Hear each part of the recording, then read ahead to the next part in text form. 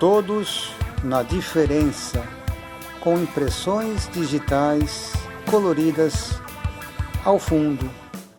Estamos aqui com mais um bate-papo, uma conversa do canal Todos na Diferença pelo YouTube. Né? O tema desse programa é o momento da notícia.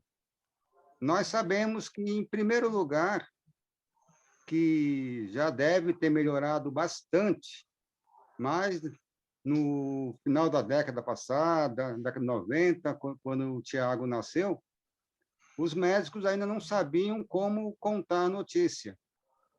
Então, a forma que me contaram, eu que era uma pessoa supostamente mais esclarecido, o chão caiu.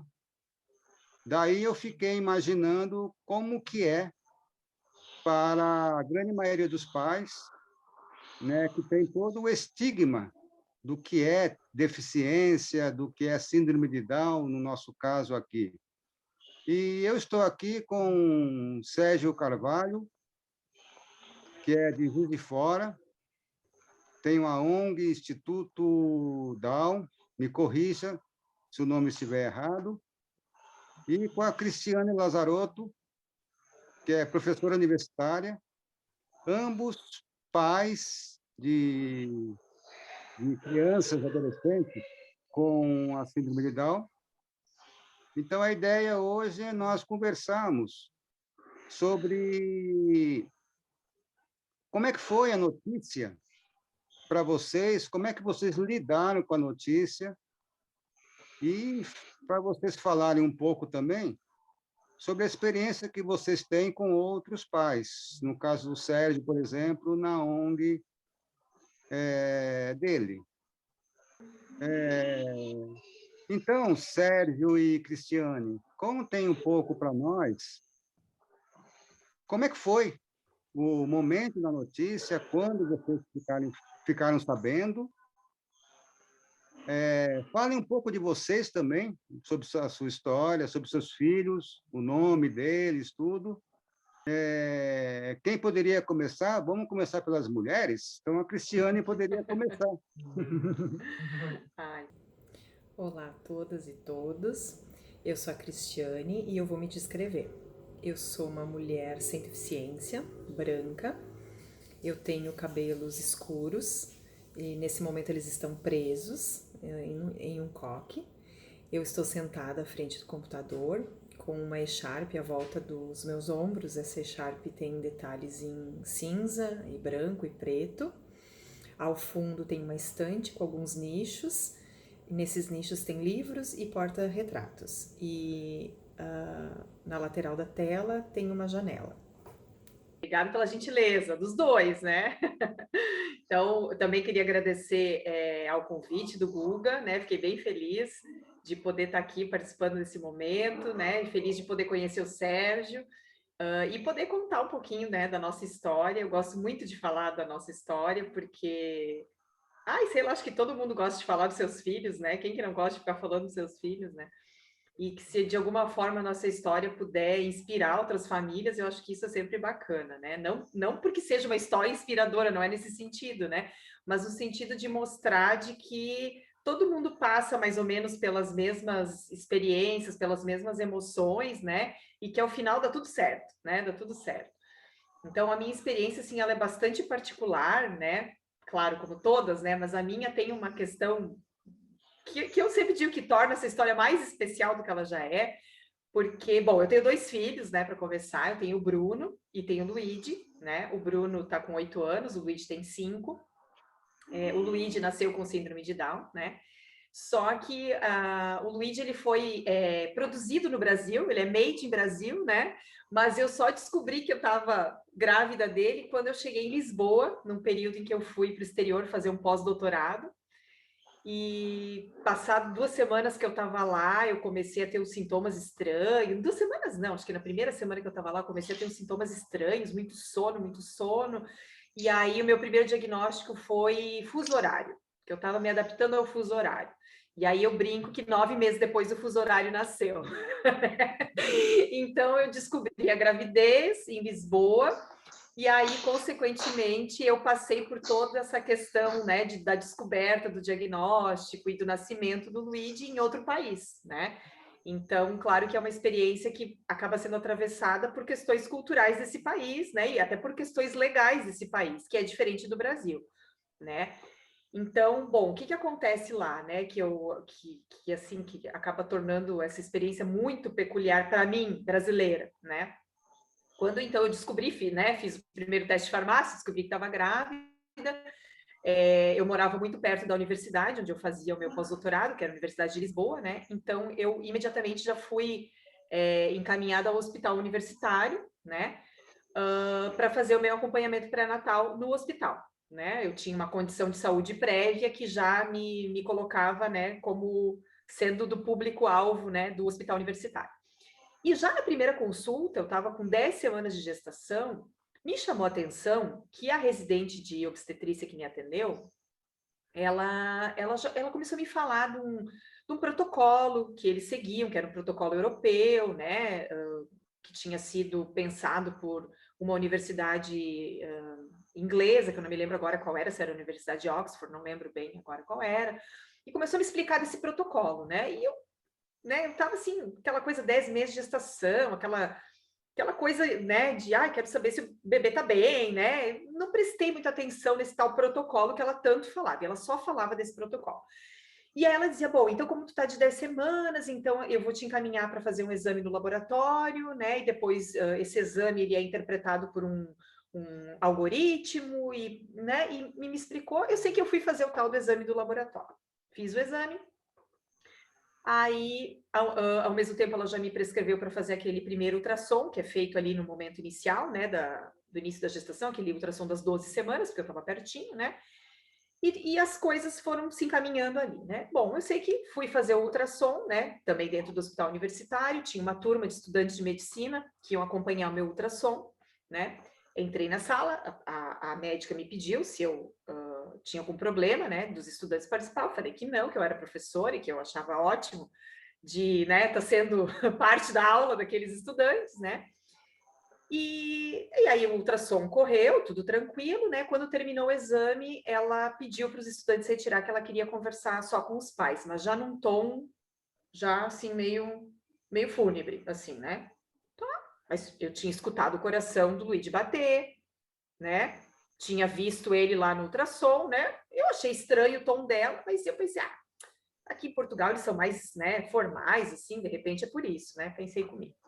Bom, aí ela começou a me falar do tal do protocolo, né? Que tinha saído o resultado do meu exame de sangue, né? E que nesse exame de sangue tinha dado uma proteína tal, com uma proteína tal, com a proteína tal, que combinado com a minha idade, que deu isso, que deu aquilo. Em resumo, ela falou assim, então, assim, e já largou, né? Das 3 trissomias que nós investigamos, eu até então nem sabia que esse protocolo investigava trissomias, né? Das 3 trissomias que nós investigamos, deu risco quase zero para a trissomia do 18, para a trissomia do 13, e deu risco elevadíssimo para a trissomia do 21. Aí eu, né? E aí o meu marido do lado assim, trissomia do 21? O que é isso, né? E eu, claro, sabia o que era pela minha formação, né? Eu sou fonoaudióloga de formação. Aí eu olhei para ele, é síndrome de Down. E ele, tá, mas o que é? Ele tem síndrome de Down? Aí ela, não é isso que eu falei. Aí ela começou a explicar de novo. Não, esse resultado, ele indica uma probabilidade, tal, tal, tal, tal. No exame do ultrassom, não apareceu nenhum marcador clínico que indique que ele tem síndrome de Down. Mas, como deu esse resultado, se vocês quiserem, uma opção do casal, vocês podem avançar e fazer 2 procedimentos. E ela explicou, né, quais as possibilidades. Eu poderia fazer uma avaliação ali nas próximas semanas gestacionais, que retiraria um pedaço da minha placenta e faria um exame genético, ou esperar até a 16ª semana para fazer o exame do líquido amniótico, né, que é a amniocentese. Ela me explicou que pela minha condição de saúde prévia, ela não indicava retirar um pedacinho da placenta, porque isso poderia trazer algum risco para o bebê, né? E eu disse que não, então que eu esperaria até a 16ª semana para fazer a amniocentese, né, sem problema nenhum. Ok, saímos dali, mas assim, eu saí muito tranquila, né? E aí o meu marido ficou um pouco assustado e eu disse para ele, olha, eu tinha na época 38 anos, né? Eu disse, olha, já é esperado que haja esse risco aumentado. Eu tenho 38 anos, a gente sabe que com o avançar da idade materna, aumenta o risco, né? Que, aliás, nem gosto mais de falar essa palavra risco, né? Aumenta a chance, aumenta a sorte de ter um filho com síndrome de Down, né? Aí ele, né, poxa, mas se eu soubesse disso, nem sei se eu ia querer, né? Ele ficou meio assim no primeiro momento, né? Eu disse, bom, mas agora ele já tá aqui. Eu disse para ele, agora já tá aqui, né? Tudo bem, né? Foi para ele foi o primeiro choque, né? Para mim aquilo já era, né? Já tinha trabalhado inclusive com crianças com síndrome de Down, então para mim aquilo também não era nada de outro mundo, né? Ok. Até então eu estava tranquila. Fiz a miniocentese, né? Na 16ª semana, né? Aí, claro, desse período até lá, né? Por mais tranquila que eu tivesse, começa a aparecer, né? Umas ideias na cabeça, alguns pesadelos, né? De sonhar que tinha perdido o bebê, de sonhar que o bebê tinha muitas malformações, né? Então, assim, eu vi que eu estava tranquila, mas não estava tanto, né? Fiz a miniocentese, né? E aí, uns dias depois, o hospital me liga que era para eu ir ao hospital. E elas tinham me dito que assim que saísse o resultado, a enfermeira já me ligava dando o resultado. Como ela não quis falar por telefone, eu já entendi que tinha coisa, né? Aí realmente eu senti que eu não estava legal. Aí aquilo me pegou, né? Assim, sabe quando a gente sente assim que vai, né? Que a gente perde as forças, perde as pernas, né? E eu disse, meu Deus do céu, o que que esse nenê tem, né? Fomos para o hospital, né? Quando eu cheguei no setor de obstetrícia, assim, era um clima de velório que vocês não têm ideia. Todas as residentes nos olhando, né? Tipo assim, eles chegaram. Nossa, e eu assim, meu Deus do céu. Aí eu já comecei a imaginar, não é síndrome de Down. Comecei a pensar, deve ser outra coisa. Meu Deus, acho que essa criança não deve nem ter coração, deve ser anencéfalo. Eu já comecei a imaginar mil coisas assim na minha cabeça, né? Entramos na sala, aí a residente, né? Infelizmente não tenho boas notícias para dar. Ai, meu Deus do céu. O vosso bebê tem trissomia do 21. Aí eu assim, e que mais? Não, é isso. Ah, tá. Eu disse assim, é só isso? Sim, ela disse, só isso? Deu, tá, então tá tudo bem. Eu falei, né? Aí ela assim, vocês vão querer continuar com a gravidez? Aí eu assim, como assim? Aí que eu entendi por que que eles só falavam nesse tal protocolo. Aí eu entendi como que as coisas eram em Portugal, como que era a legislação, porque eu desconhecia totalmente, né?